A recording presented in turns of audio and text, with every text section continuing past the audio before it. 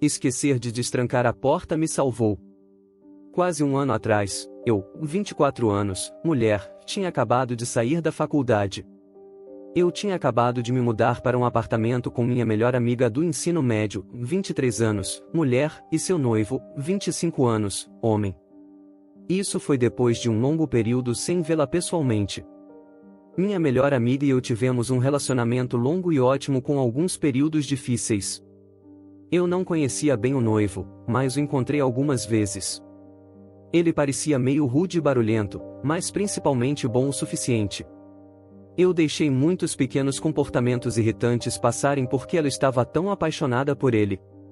Eu realmente só queria passar um tempo com minha melhor amiga.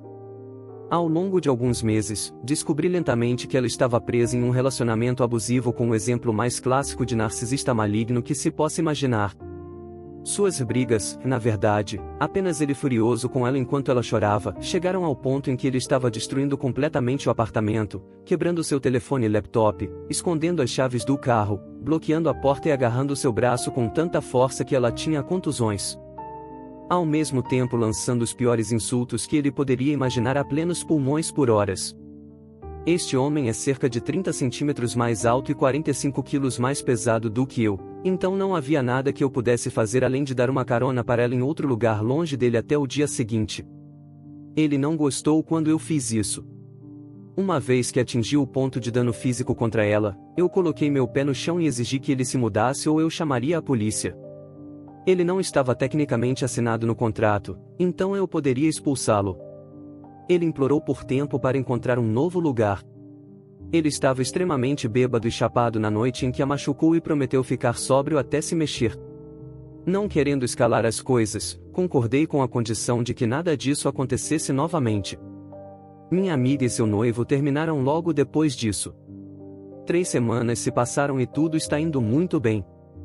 O ex-noivo encontrou um novo lugar, está em treinamento para um novo emprego e, embora ainda seja barulhento e imprudente, não causou nenhum problema até agora.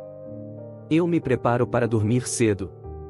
Tenho uma reunião importante amanhã cedo.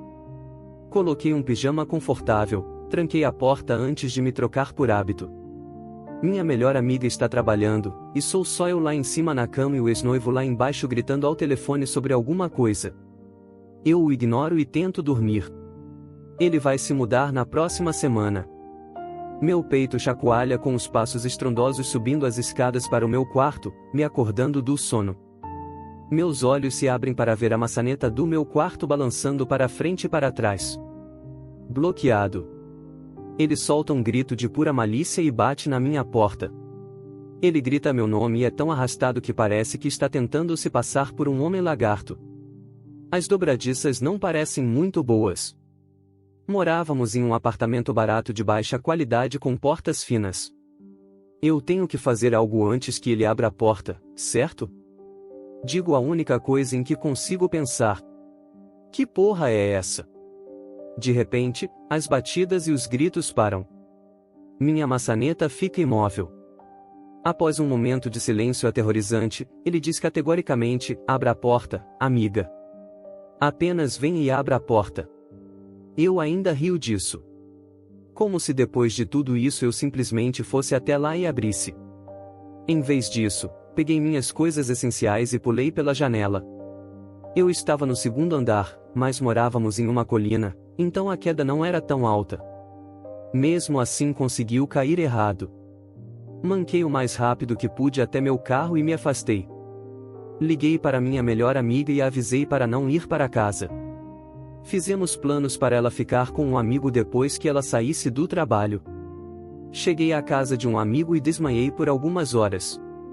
Acordei com uma ligação da minha melhor amiga. Ele viajou todo o caminho até o local de trabalho dela com uma faca e invadiu. Ele agrediu e apontou a faca para a garganta de seu cliente com necessidades especiais e disse que o mataria na frente dela.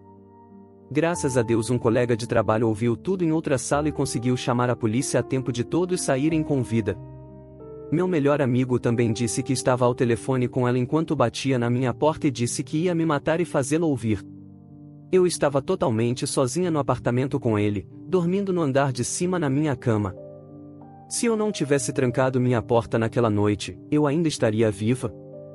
Se eu tivesse deixado as chaves do meu carro lá embaixo, eu teria conseguido fugir? Quando voltei para o meu apartamento na manhã seguinte, a porta do meu quarto estava completamente arrombada. Meus pertences estavam espalhados por toda parte.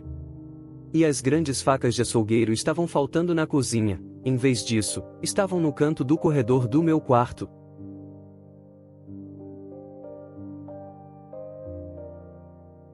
Assustador cara na feira. Há algumas semanas fui pela primeira vez à feira que vem à cidade uma vez por ano com um grupo de amigos meus sem adultos. Éramos 5, todas meninas e boas amigas. 2 das meninas foram jogar e eu e as outras 2 meninas fomos para a casa de diversão. Estávamos esperando na fila para entrar na casa de diversão, estávamos bem na frente e senti um toque no meu ombro, então olhei para onde senti o toque e literalmente não havia ninguém lá. Então uma das minhas amigas, vamos chamá-la de Fernanda, por privacidade, me puxou para mais perto dela e sussurrou: "Foi o trabalhador que acabou de bater em você", enquanto olhava para ele. Eu me virei para olhar para ele e ele sorriu. Ele tinha 3 dentes pretos e nenhum outro dente na boca pelo que pude ver. Ele era claramente um cara mais velho, também tinha cabelos grisalhos e mãos muito sujas. Mas sim, ele sorriu para mim e depois riu e disse: "Eu te enganei", em um tom quase zombeteiro. Desnecessário dizer que fiquei extremamente desconfortável assim como minhas amigas. Fomos para a casa de diversão e Fernanda disse que ele era muito assustador e que não deveria tocar em garotas aleatórias assim. Mesmo que fosse um toque inocente por natureza, ainda era muito assustador. Quando saímos da casa, estávamos felizes e rindo. Então, eu vi o homem como se estivesse meio escondido atrás de um container de lixo. Ele estava nos esperando, ou pior, me esperando. Ele estava olhando diretamente para mim. Quando ele percebeu que eu vi ele deu aquele sorriso medonho dele e com as mãos sujas ele me deu um tchauzinho. Falei com as minhas amigas e fomos embora imediatamente. Assim que cheguei em casa, fui falar com meu pai. Ele mostrou-se muito surpreso e aflito com aquilo. Parecia não acreditar naquela situação. Imediatamente voltamos à feira, ele queria que eu reconhecesse o tal sujeito. Depois de um bom tempo andando pela feira, desistimos. Não encontramos o tal sujeito, nem sombra dele. Meu pai foi à polícia e contou o ocorrido. Um dos policiais voltou imediatamente à feira, tentando buscar imagens de câmeras ou algo. Mas era uma feira itinerante. Simples. Não havia esse tipo de segurança. O policial falou com alguns dos guardas que faziam a vigilância.